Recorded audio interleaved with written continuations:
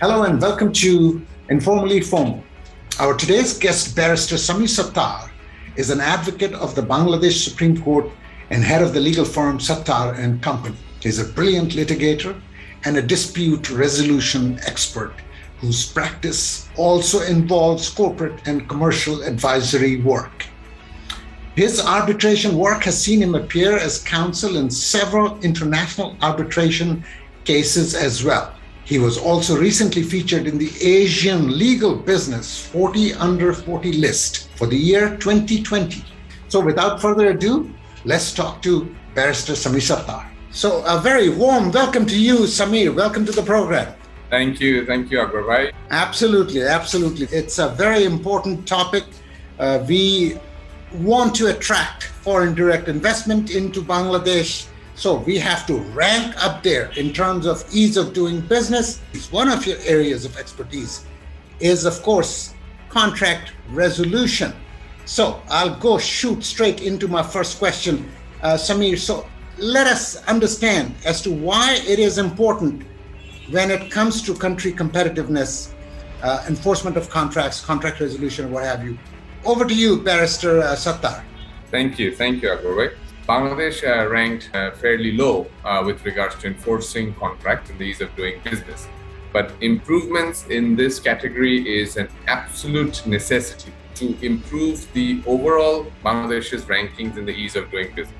In order to further improve the rankings of Bangladesh in this index, it is absolutely essential to improve the speed at which contracts are enforced.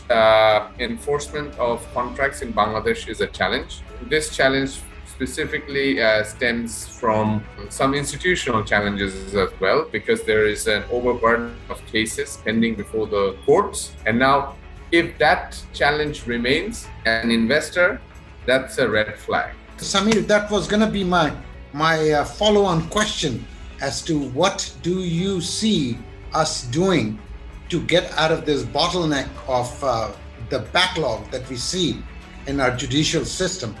Also, I wanted to ask you, the legacy of the laws that we have on our books, some of which are totally antiquated. What are we doing in that respect?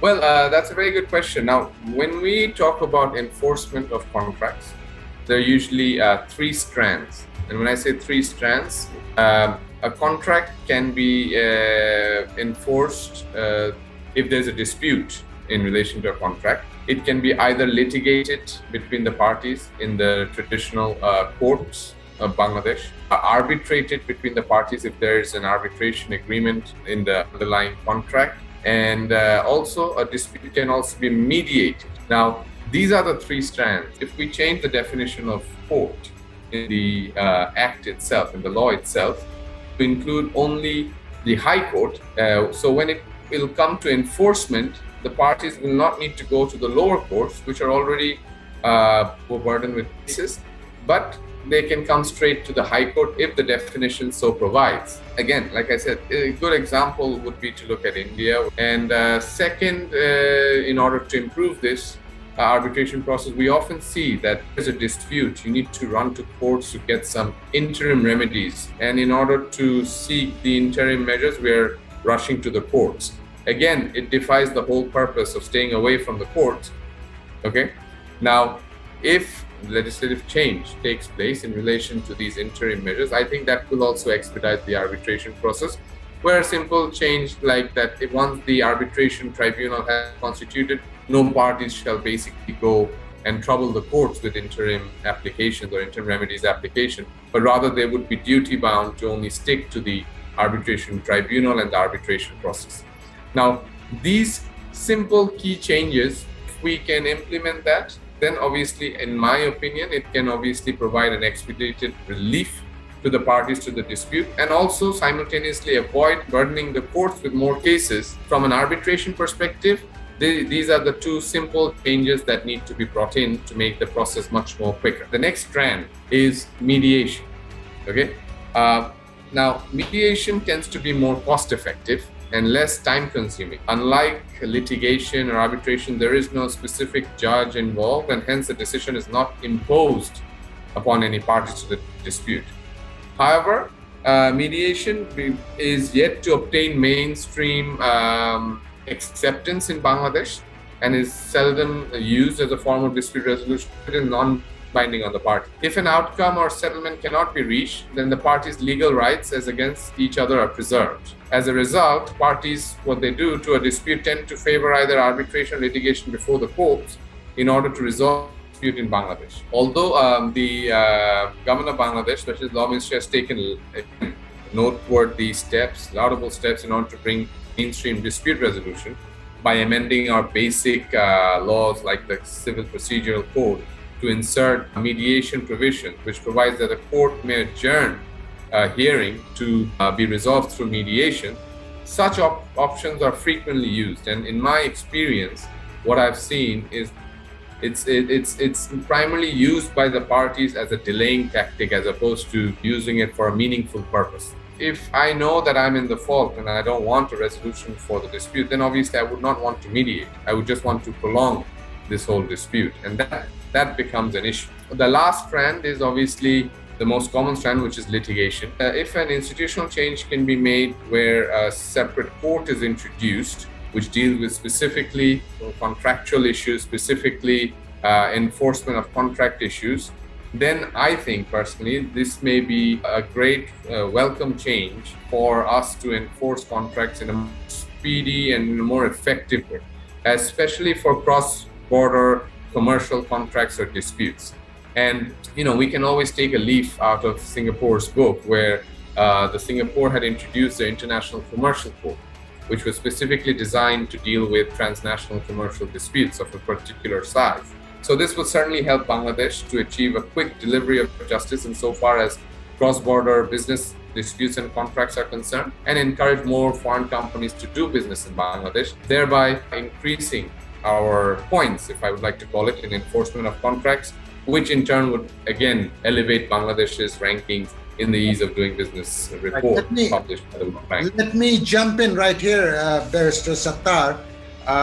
First of all, let me try and recap and see if I understand, Samir. What you were saying is that the three avenues open when we are talking about any kind of dispute resolution. One is mediation, which, like you said, is not legally enforceable. And then is arbitration, which is legally enforceable. But to enforce certain parts of it, parties often run to the courts, where you suggested a change that if it could go, instead of bypassing the lower courts, go directly to the high court like they do in India, that would speed up the process. And the third, which is known to everyone, which is straight out litigation, which then falls through into the system, and which, as we know, is really, really backlogged. So 3, mediation, and then arbitration, and then litigation. In terms of mediation, where do we stand in Bangladesh? And as you answer that, if you can also tell us, where could we draw from? Mediation, again, Akber, like I said, it depends a lot on the mindset. Now I note that, we have formal mediation classes organized by the Bangladesh International Arbitration Center, BIAC, and I'm seeing that, a lot of effort is being given to promote mediation as a form of dispute resolution, which is a very good thing. If the dispute is resolved, just in case it doesn't go favorable to one party, they not be allowed to change their mind. Now, with the arbitration process and with the litigation process, once the court or the arbitration tribunal gives their verdict, that is final and that is binding on the parties, right? Because mediation, if I don't want to participate, or if I don't want to finish the process, or if I don't want to agree to the mediation decision, I can always ignore it. Samir, when it comes to a party and they want litigation, they want to drag it out, they want to get entangled in the legal system and drag it out for a decade or so, because they know that the outcome is not going to be. So they're going to keep on what they say, appeal after appeal after appeal, move through the system. They abuse the system like that.